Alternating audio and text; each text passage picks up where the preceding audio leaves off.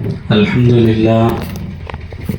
لله نحمده ونستعينه ونستغفره ونؤمن به ونتوكل عليه ونعوذ بالله من شرور أنفسنا ومن سيئات أعمالنا من يهده الله فلا مضل له ومن يضلله فلا هادي له ونشهد أن لا إله إلا الله وحده لا شريك له ونشهد أن سيدنا ونبينا ومولانا محمدا عبده ورسوله أما بعد فقد قال الله تبارك وتعالى في القرآن المجيد والفرقان الحميد فأعوذ بالله من الشيطان الرجيم بسم الله الرحمن الرحيم يا أيها الذين آمنوا ادخلوا في السلم كافة ولا تتبعوا خطوات الشيطان إنه لكم عدو مبين صدق الله العظيم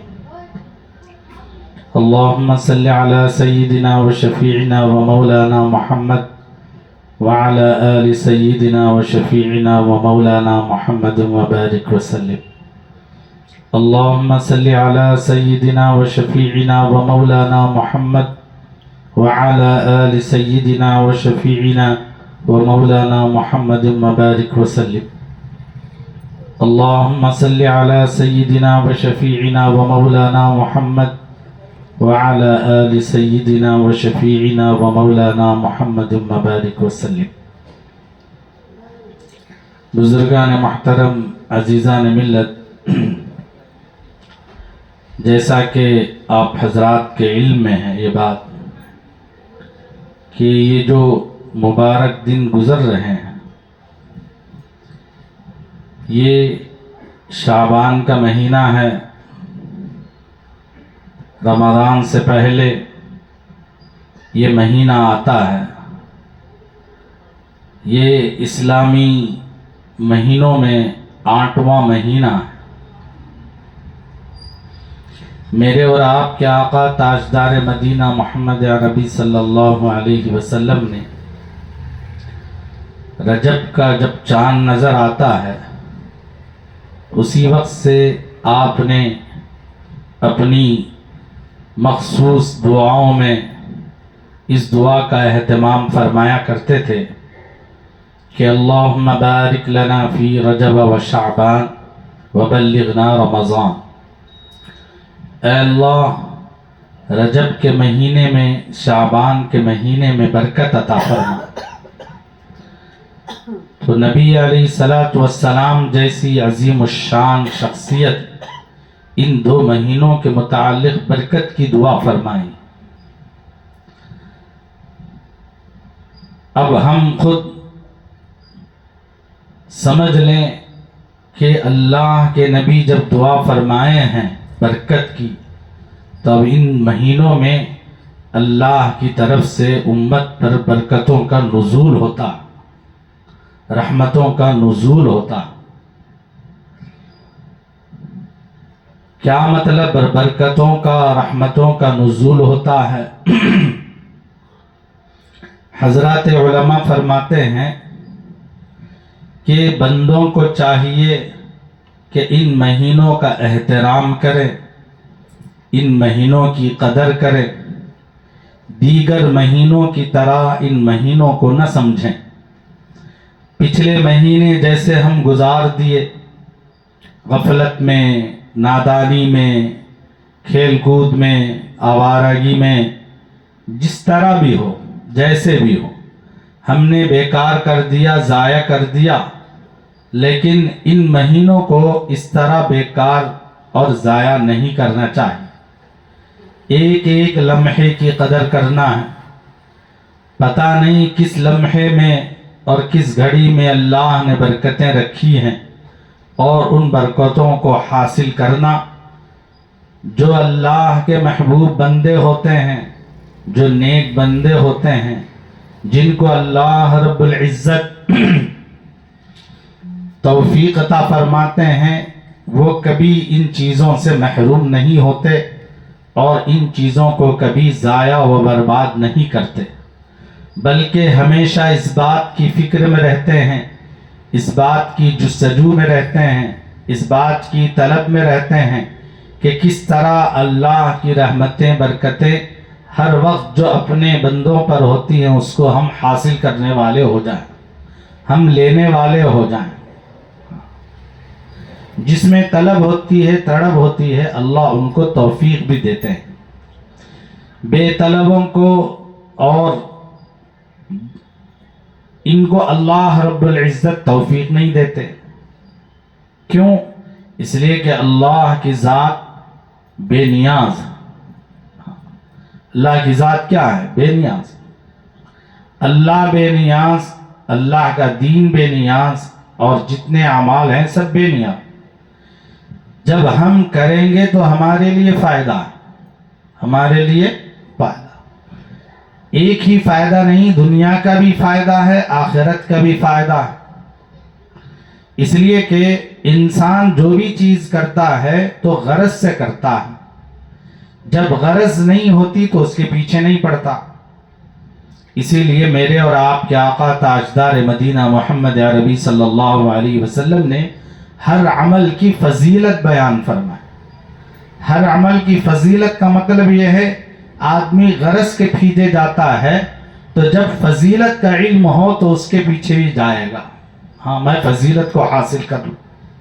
جیسے غرض کو حاصل کرنے کی کوشش کرتا ہے تو ہر عمل کی فضیلت اللہ کے نبی نے بیان فرمائی، تو فضیلت سن کر تو بھی عمل پر آمادہ ہوگا، عمل پر کارگر ہوگا اور وہ چلے گا۔ بس چلے گا تو بس کافی ہے۔ یہ نبی کی فکر ہوتی تھی، نبی کی طلب ہوتی تھی۔ الغز میرے محترم بزرگ و دوستو، یہ مہینہ رسول اللہ صلی اللہ علیہ وسلم کثرت سے روزے رکھا کرتے تھے۔ روزے رکھنے کی وجہ سے نیکیوں میں اتنا اضافہ ہوتا ہے جیسا کہ درخت کی شاخوں میں شاخیں ایک کے بعد ایک لگنا شروع ہو جاتے ہیں تو درخت ہرا بھرا شاخوں والا ہو جاتا ہے۔ تو اس طرح بندہ جب شعبان کے مہینے میں روزہ رکھے، نماز پڑھے، صدقہ کرے، خیرات کرے، قرآن مجید کی تلاوت کرے، والدین کے ساتھ اچھا سلوک کرے، یہ جتنے نیک اعمال ہیں، ان نیک اعمال کو اس مہینے میں جو انجام دے گا تو اللہ نیکیاں میں ایسا اضافہ فرمائیں گے جیسے ایک درخت کے شاخیں سے جب بھر جاتا ہے تو ہرا بھرا ہوتا ہے، ایسے ہی اس کی نیکیاں بھی ایسے ہی ہری بھری ہو جاتی ہے۔ اس لیے کہ شعبان عربی لفظ ہے، شعب کے معنی ہیں شاخ در شاخ کے، گھاٹی کے۔ میرے اور آپ کے آقا تاجدار مدینہ محمد عربی صلی اللہ علیہ وسلم جب آپ کو مشرکین مکہ نے تکلیفیں دی تو بائیکاٹ کر دیا تھا، گھاٹی میں ڈال دیا تھا۔ اس گھاٹی کا نام بھی شعب ابن ابی طالب، شعب کے معنی آتے ہیں گھاٹی۔ ایسے ہی نیکیوں کی گھاٹیاں ہوتی ہیں، ایک کے بعد دیگر ایک کے بعد، تو ایسے نزول ہوتا ہے تو گھاٹیاں بھی ایسے ہی ہوتی ہیں۔ تو اسی لیے شعبان کا مہینہ اللہ رب العزت ایسے مواقع، یعنی رجب کا مہینہ، شعبان کا مہینہ، رمضان کا مہینہ، پھر حج کے ایام، پھر محرم، ان سارے مہینوں کو اللہ نے فضیلتوں کے اندر چھپا کے رکھا۔ کوئی نہ کوئی مہینہ فضیلت سے خالی نہیں۔ لیکن لوگ کہتے ہیں یہ مہینہ منحوس ہے، یہ دن منحوس ہے، یہ گھڑی منحوس ہے۔ بولنے والا منحوس ہے، اللہ کے دن، اللہ کے ایام منحوس نہیں ہوتے۔ دن تو وہی ہیں، وہی رات ہے، وہی دن ہے، وہی سورج ہے، وہی چاند ہے، کوئی منحوس نہیں ہوتا۔ ہم چونکہ نیک اعمال نہیں کرتے، اللہ کو راضی کرنے کی کوشش نہیں کرتے، جس کی وجہ سے گناہوں میں ملوث ہو جاتے ہیں، تو وہ گناہوں کی نحوست ہمیں گھیر لیتی ہے۔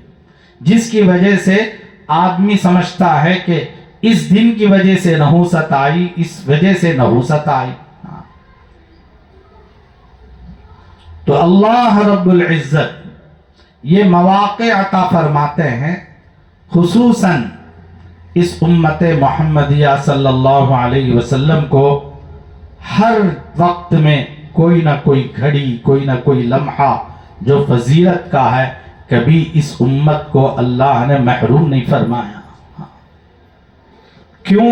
اس کی وجہ بھی، اس سے پہلے کی جو امتیں تھیں، پچھلی امتیں، ان کی عمریں بہت بڑی بڑی ہوتی تھی، لمبی لمبی عمریں، کوئی 1000 برس کا، کوئی 1500 برس کا، کوئی 500 سال، کوئی 600 سال، کوئی 700 سال. ایسی عمریں پچھلی امتوں کے ہوا کرتے تھے.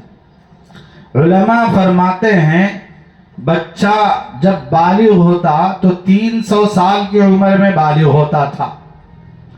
ہم جب بالغ ہوتے ہیں تو 15 سال یا 16 سال. اس وقت میں بچہ کب بالغ ہوتا تھا؟ 300 سال. بتاؤ 300 سال میں اگر کوئی بچہ فوت ہو جائے یا کوئی آدمی فوت ہو جائے تو وہ کہتے تھے اس وقت کے بڑے لوگ، دنیا دیکھا ہی نہیں، چلا گیا. 300 سال زندگی گزارنے کے بعد بھی، 500 سال زندگی گزارنے کے بعد بھی اگر کوئی دنیا سے رخصت ہو جاتا تو اس کے متعلق وہ لوگ کہتے کہ میرا بچہ، میرا جوان کیا نہیں دیکھا، دنیا دیکھا ہے نہیں، چلا گیا. اسی لیے کتابوں میں لکھا ہے، کسی بنی اسرائیل کی ایک ضعیفہ عورت کو اس بات کی اطلاع ملی کہ آنے والی جو آخری امت ہے، حضرت محمد صلی اللہ علیہ وسلم کی جو امت ہے، اس امت کی عمریں 60-70 برس کے درمیان ہے. بولو بالفرض آگے بھی ہو، ایسا 60-70 تو ہاں اس کا حساب ہے جو احادیث میں ملتی ہیں. تو جب اس کو پتا چلا تو وہ بوڑھی عورت کہنے لگی تو 60-70 برس تو میں درخت کے نیچے رہ کر زندگی گزار لوں، درخت کے نیچے سائے میں رہ کر زندگی گزار لوں. تو اس وقت میں وہ عورت، اس لیے کہ ان کی عمریں بڑی ہوتی تھی، ہم تو 60-70 برس کی عمر میں محلات پہ محلات بناتے ہیں، درخت کے نیچے کہاں زندگی گزاریں گے؟ محلات پہ محلات، ہاں بڑے بڑے چیزیں، بڑے بڑی سوچ، بڑی بڑی فکریں. تو پچھلی قوموں کی امتیں لمبی ہوتی تھیں، اس لیے ان کے اعمال اس حساب سے زیادہ اگرچہ کے ہوتے تھے، لیکن اللہ نے اس امت کی عمر کم فرمائی، بہت تھوڑی، مختصر. اب 60 سال بھی اگر حساب لگا لے، 30 سال تو سونے میں گزر جاتے، 30 سال سونے میں گزر گئے، رہیا باقی 30 سال. پھر اس 30 سال میں 15 سال بچپن میں چلے گئے، پڑھائی میں، پھر اس میں پھر اور 15 سال میں شادی، بچے، پھر گھر، پھر ساری چیزیں. اب کتنی عمر رہی؟ اب عمل کرے تو کیا کرے؟ اس لیے اس امت کو اللہ نے فضیلت زیادہ دی ہے، عمل تھوڑا لیکن اس عمل کا ثواب زیادہ. سبحان اللہ، اگر یہ امت ایک مرتبہ کہتی ہے تو اللہ کے نبی نے فرمایا جنت میں احد کے پہاڑ کے برابر اللہ اسے ثواب عطا فرمائے. احد کے ایک سبحان اللہ، ایک الحمدللہ. اب ایک نماز پڑھے تو کیا ملے گا؟ جو آدمی 5 وقت نماز کی پابندی کرے گا تو اس کو کیا ملے گا؟ جو آدمی ہمیشہ اللہ کی اطاعت و فرما برداری میں رہا اور تلاوت میں رہا، کبھی نافرمانی نہیں کی، تھوڑی بہت نافرمانی ہو گئی، پھر توبہ تائب سے پھر اس کو بھی معاف ہو گیا، تو اب بتاؤ اس کا درجہ کیا ہوگا، اس کی فضیلت کیا ہوگی، اس کا مقام کیا ہوگا. تو عرض کر رہا تھا کہ پچھلی قوموں کی امتیں تھوڑی تھیں، اس لیے اللہ رب العزت نے اس امت کو مواقع دیے کہ یہ مہینہ برکت کا ہے، یہ مہینہ رحمت کا ہے، یہ مہینہ فلاں ہے، یہ دن فلاں ہے، یہ رات فلاں ہے، یہ گھڑی فلاں. اس میں آدمی توجہ کے ساتھ، جیسے پچھلی چیزیں غفلت میں گزر گئیں ایسے غفلت میں نہ رہے، اس کو تو بھی کیا سمجھے، غنیمت جان کر تھوڑے وقت میں عمل کر لے، کامیاب ہو جائے. نبی کی فکر یہی تھی کہ ہمیشہ کامیابی چاہتے تھے. تو میرے دوستو، حدیث میں آتا ہے رسول اللہ صلی اللہ علیہ وسلم نے، جس کے راوی حضرت عبداللہ ابن عمر رضی اللہ عنہما فرماتے ہیں، اللہ کے نبی علیہ الصلوۃ والسلام نے خود فرمایا، تمہارے زمانے کی مدت پچھلی قوموں کے زمانوں کی مدت سے عصر اور مغرب کے درمیان جو تھوڑا وقت ہے، مختصر وقت، اتنا عصر اور مغرب کے درمیان جو تھوڑا وقت ہے مدت کا، اتنا 1 گھنٹہ، اور کبھی کبھی تو 40 منٹ بھی نہیں رہتے، 50 منٹ. اب تو 40 منٹ بھی نہیں، 50 منٹ بھی نہیں. تو اتنا مختصر سا جو وقت ہے، اس درمیان میں تمہاری مدت کا زمانہ ہے، یہ اللہ کے نبی نے فرمایا. پھر اس کو ایک مثال دے کر سمجھایا رسول اللہ صلی اللہ علیہ وسلم. مثال یہ تھی کہ ایک شخص کسی کو مزدوری میں کام کے لیے طے کیا اور کہا صبح کی نماز سے لے کر دوپہر تک یعنی ظہر تک کام کرنا ہے، اور اس کام کا اجر اور اس کام کی مزدوری اس کو ایک قیراط ملے گی. قیراط اس زمانے کا ایک پیمانہ تھا یا اس زمانے کا کوئی چیز تھی. تو اس طرح تمہیں مزدوری ملے گی. تو یہودی لوگ جن کو بنو اسرائیل کہتے ہیں، ان لوگوں نے کہا کہ ہاں ہم تیار ہیں، ہم کرتے ہیں. چنانچہ صبح سے لے کر دوپہر تک یہودی اس آدمی کا کام کرنے لگے، اور دوپہر کا جب وقت ہوا تو اس شخص نے جو مزدوری پر رکھا تھا، اس نے ایک قیراط سب کو تقسیم کر دیا. پھر ظہر کا وقت ہوا تو ظہر کے بعد اس نے ایسے ہی اعلان کیا کہ ہے کوئی جو ظہر سے لے کر عصر تک میرا کام کرنا ہے، میں اس کام کرنے پر ایک قیراط دوں گا. تو کتابوں میں لکھا ہے، احادیث میں رسول اللہ صلی اللہ علیہ وسلم نے فرمایا، عیسائی لوگ جو نصارہ جن کو کہا جاتا ہے، یہ کھڑے ہوئے، وہ کہنے لگے کہ ہم کریں گے. چنانچہ یہ لوگ ظہر سے لے کر عصر تک کیا کرنے لگے، اس آدمی کا کام کرنے لگے. جیسے ہی عصر کا وقت ہوا تو ایک مزدوری ان کو دے دی گئی، ایک قیراط، یا 1 درہم ہو یا 1 دینار ہو، جو بھی ہو، دے دیا گیا. پھر جب عصر کا وقت ہوا تو عصر کے وقت میں بھی اس آدمی نے اعلان کیا، کہا ہے کوئی عصر سے لے کر سورج کے غروب ہونے تک میرے کام کرے، میں ان کو 2 قیراط دوں گا. 1 نہیں 2 قیراط، 2 دوہرا اجر.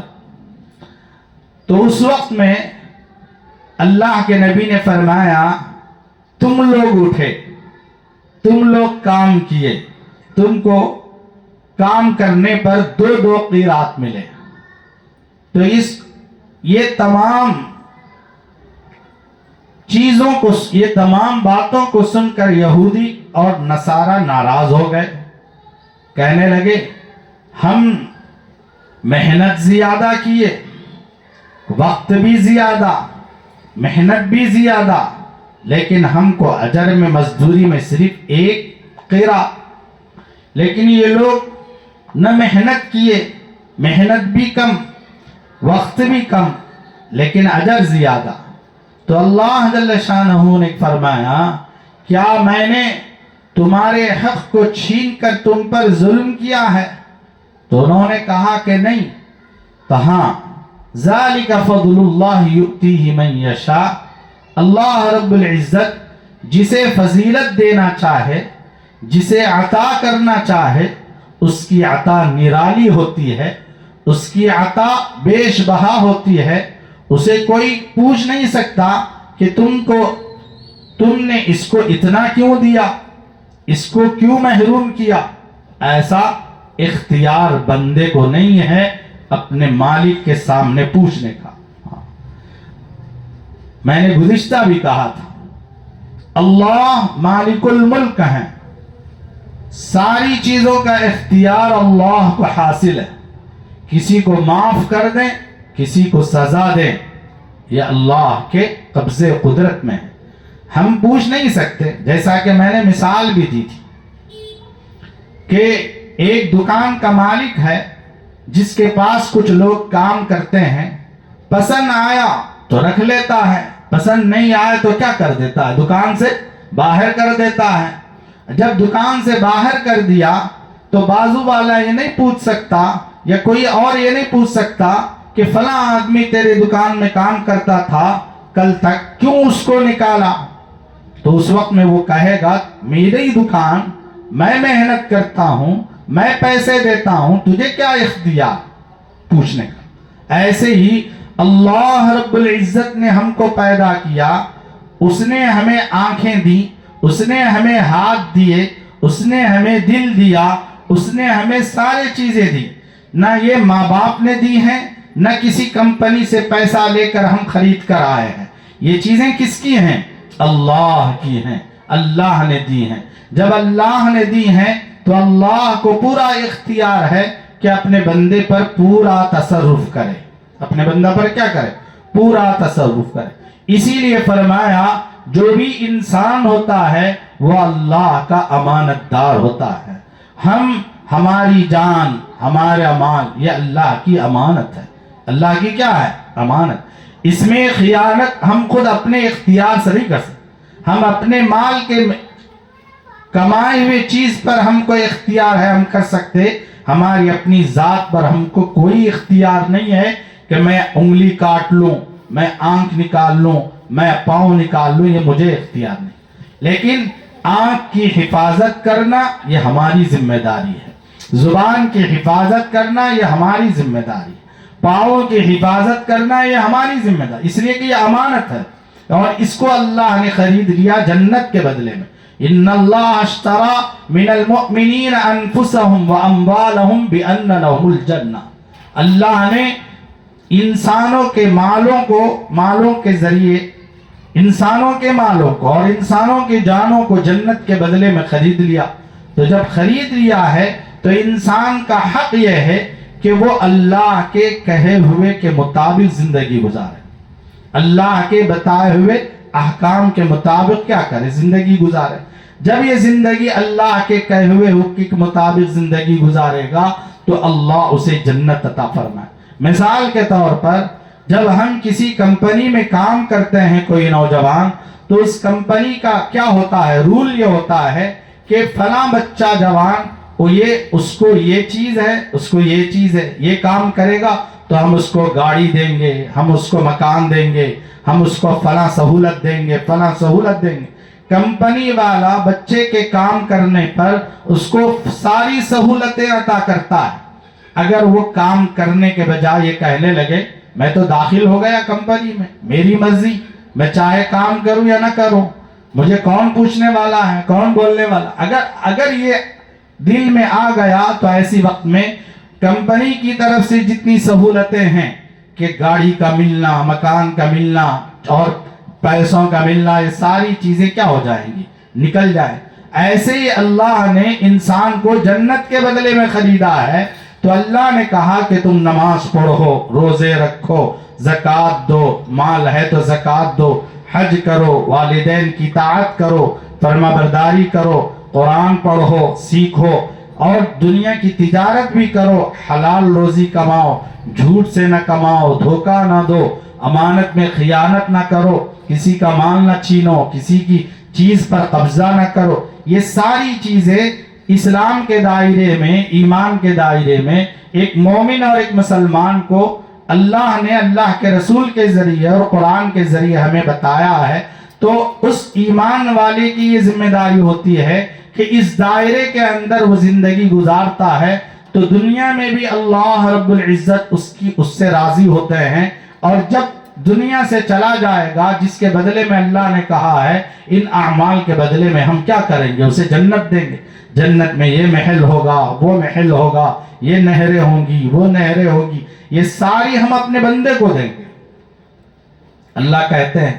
ہاں تو یہ اللہ کا وعدہ ہے، اسی لیے میں نے کہا کہ یہ ہمارا اختیار نہیں ہے اس پر۔ ہاں لیکن میرے دوستوں، یہ مبارک مہینہ ہے، اعمال کا مہینہ ہے۔ کس کا مہینہ ہے؟ اعمال۔ میرے اور آپ کے آقا تاجدار مدینہ محمد عربی صلی اللہ علیہ وسلم، ام المؤمنین حضرت عائشہ رضی اللہ عنہا فرماتی ہیں، نبی صلی اللہ علیہ وسلم جب شعبان کا چاند نظر آ جاتا تو آپ عبادت میں منہمک ہو جاتے، عبادت میں لگ جاتے، بلکہ کثرت سے روزے رکھا کرتے تھے رسول اللہ صلی اللہ علیہ وسلم۔ حضرت عائشہ رضی اللہ عنہ فرماتی ہیں، اللہ کے نبی رمضان کے علاوہ کسی دوسرے مہینے میں اتنے روزے نہیں رکھتے تھے جو شعبان کے مہینے میں رکھا کرتے تھے۔ تو تقریباً پورے اس میں آپ سے پوچھا بھی گیا، یا رسول اللہ اتنے مہینے آپ، اتنے روزے آپ اس مہینے میں کیوں رکھتے ہیں؟ تو اللہ کے نبی نے فرمایا، یہ وہ مہینہ ہے جس میں ایک رات آنے والی ہے جس میں انسانوں کی تقدیر کے فیصلے لکھے جاتے ہیں، اور اس سال سے لے کر آنے والے سال تک۔ اب جب ہمارے فیصلے لکھے جائیں اللہ کے دربار میں تو اس وقت میں دنیا سے ہمارے اعمال بھی ایسے اللہ کی بارگاہ میں پہنچے جن اعمال کو دیکھ کر ہمارے فیصلے اچھے اترے، خیر کے اترے۔ ہمارے اعمال کے فیصلے کیا ہے؟ خیر کے اترے۔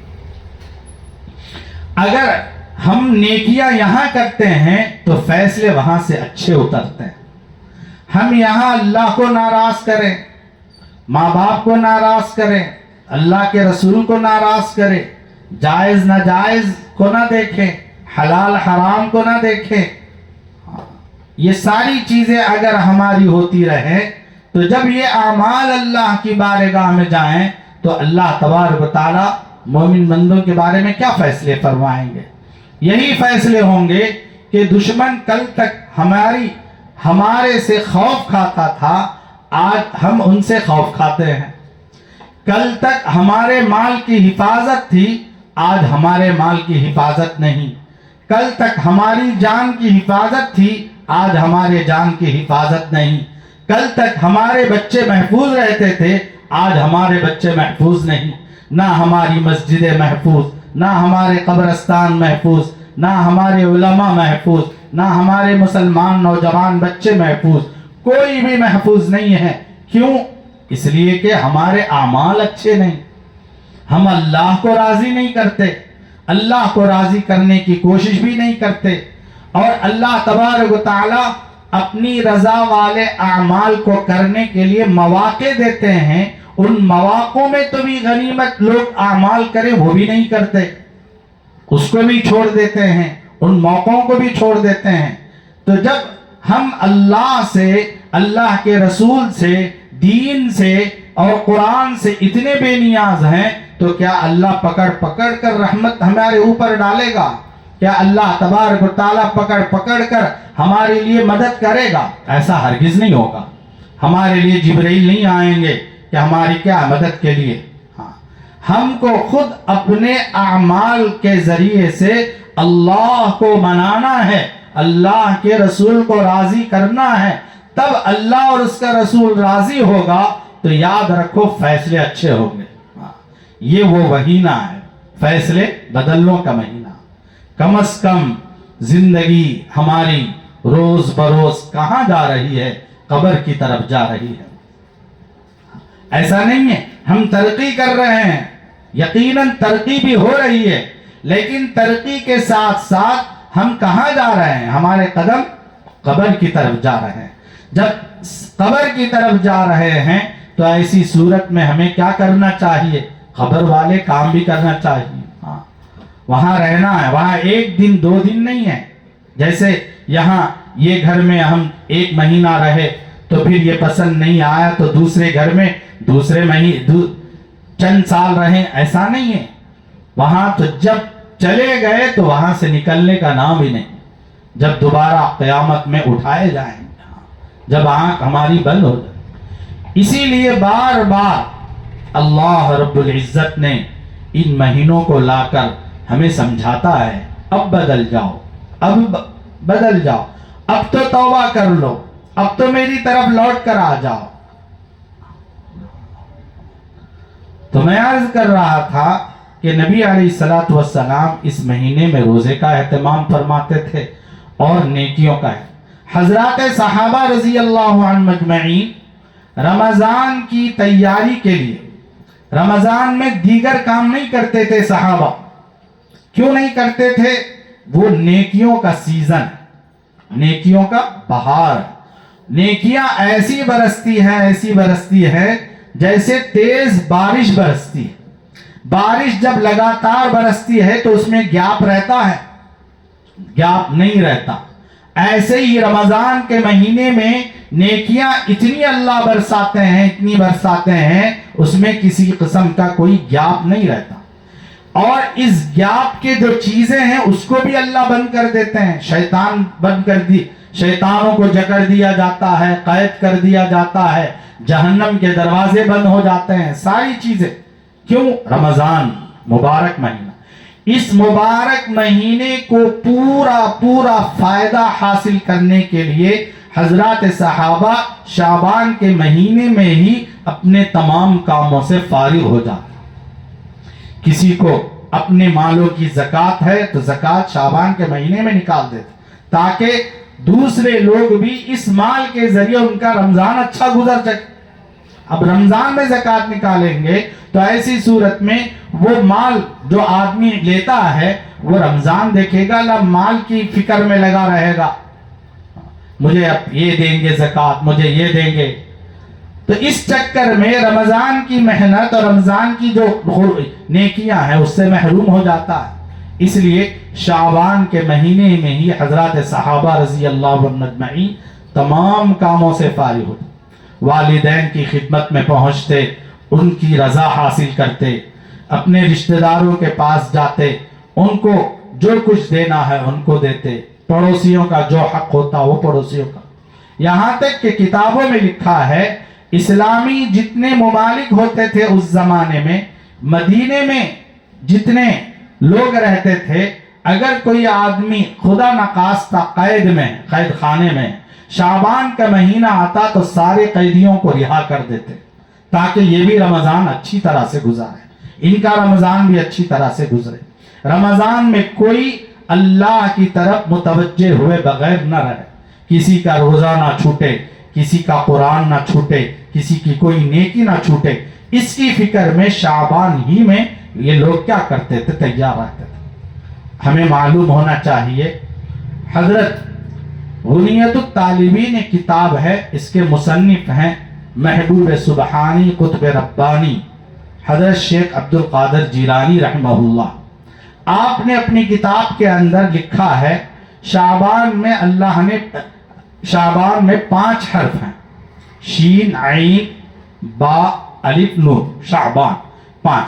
ان 5 حرف کا ایک مقام ہے، 5 حرف کا ایک درجہ۔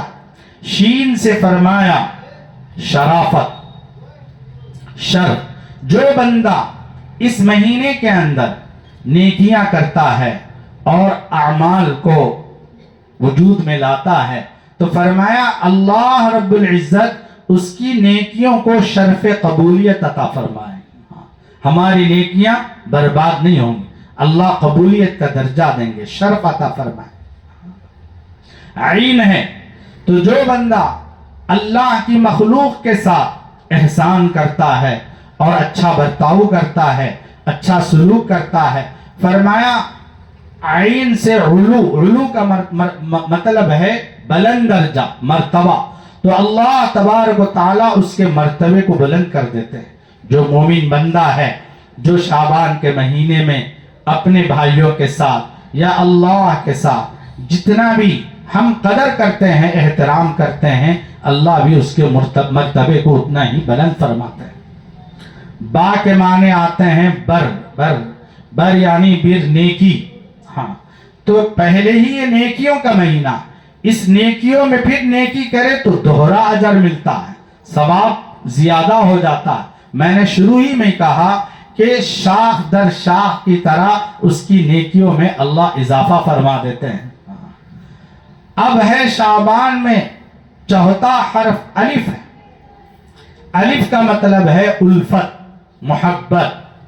الفت یعنی اللہ جو بندہ شعبان کے مہینے میں نیک کام کرتا ہے, نماز کی پابندی کرتا ہے, فجر نہیں چھوڑتا, عشاء نہیں چھوڑتا, دل میں آئے جیسا نماز نہیں پڑھتا, بلکہ پوری پابندی کرتا ہے, پورے اعمال یکسوئی کے ساتھ اللہ کی رضا کو حاصل کرنے کے لیے کرتا ہے, تو فرماتے ہیں کہ الف سے الفت, کہ اللہ اعلان فرماتے ہیں کہ یہ بندہ میرا ہے, میں اس سے محبت کرتا ہوں. فرشتوں میں اعلان ہوتا ہے تو فرشتے ایک دوسرے فرشتوں کو کہتے ہیں کہ اے فرشتوں, اس بندے سے اللہ محبت کرتے ہیں, تم بھی محبت کرنے لگو. چنانچہ فرشتے سب کے سب اس اللہ کے بندے سے محبت کرنے لگتے ہیں, حالانکہ اس نے کیا کچھ نہیں کیا, بس نیک اعمال کی اللہ کو راضی کرنے کے لیے. اللہ خوش ہو کر اپنی محبت کا اعلان فرشتوں میں. اب فرشتے زمین پر اترتے ہیں, زمین میں اعلان کرتے ہیں فرشتے. جو فرشتوں کی آواز سنتے ہیں, انسان تو نہیں سنتے, جتنے جانور ہیں, جتنے مخلوقات ہیں, سمندر کی مچھلیاں ہیں, بلوں میں رہنے والے کیڑے مکوڑے, سانپ بچھو, یہ سارے کے سارے جو فرشتوں کی آواز کو سنتے ہیں, اللہ رب العزت ان کے دلوں میں بات ڈالتے ہیں, تو وہ بھی اس بندے سے محبت کرنے لگتے ہیں. فرشتے محبت کرنے لگے, بلوں میں رہنے والے کیڑے مکوڑے محبت کرنے لگے, سمندر میں رہنے والی مچھلیاں اس سے محبت کرنے لگے. اس لیے قرآن میں اللہ نے فرمایا ان الذین آمنوا وعملوا الصالحات سیجعل لهم الرحمن ودا. جو لوگ نیک ایمان لائے, نیک اعمال کے لیے, اللہ یعنی رحمان کی محبت ان کے لیے ہو جاتی ہے. تو اس لیے میرے دوستو, یہ مبارک مہینہ ہے, اس مہینے کو غنیمت جان. پھر آخری حرف نون ہے. نون کا مطلب ہے نور, نور, اللہ کا نور. قرآن کہتا ہے یسعى نورهم يسعى بين أيديهم وبأيمانهم يقولون ربنا أتمم لنا نورنا واغفر لنا إنك على كل شيء قدير. جب قیامت کا دن ہوگا تو اس وقت ساری کی ساری تاریکی ہوگی. قرآن حدیث میں اللہ کے نبی نے فرمایا الظلم ظلمات یوم القیامہ, قیامت اندھیریوں کا نام ہے, تاریکیوں کا نام ہے. ایسا نہیں کہ سورج نکلے گا, چاند نکلے گا, ستارے ہوں گے, نہیں ہوں گے, کچھ نہیں ہوں گے, سب ختم ہو جائیں گے, سب بالکل اندھیرا ہوگا, تاریکی ہوگی. نہ ہمارا ہاتھ خود ہمیں نظر نہیں آئے گا, ہماری چیز ہی نظر نہیں آئے گی, ایسا اندھیرا ہوگا. اس اندھیرے کے عالم میں جب ہم نیکیاں یہاں کیے ہوں گے تو قرآن کہتا ہے ان کا نور جو نیکیوں کا ہے ان کو لے کر داہنی جانب, بائیں آگے اور داہنی جانب چلتے رہیں گے اس نور کی روشنی. اب چلتے چلتے یہ لوگ یوں کہیں گے ربنا اتمم لنا نورنا, اے ہمارے رب ہمارے لیے ہمارے نور کو مکمل کر دیجئے اور ہمیں معاف کر دیجئے. اللہ تبارک و تعالی ان کے اس دعا کے بدلے میں اس بندوں پر نور کو مکمل فرما دیتے ہیں اور ان کو معاف فرما دیتے ہیں. ہم چاہتے کہ نہیں چاہتے؟ ہم چاہتے ہیں. تو ہماری بھی ذمہ داری ہے کہ ان مہینوں میں نیک اعمال کو کثرت سے کریں. یہی اللہ تبارک و تعالی عمل کی توفیق نصیب فرمائے. اور جو حضرات سنت و نوافل سے فارغ نہیں ہوئے جلد سے جلد سنتیں ادا کر لیں.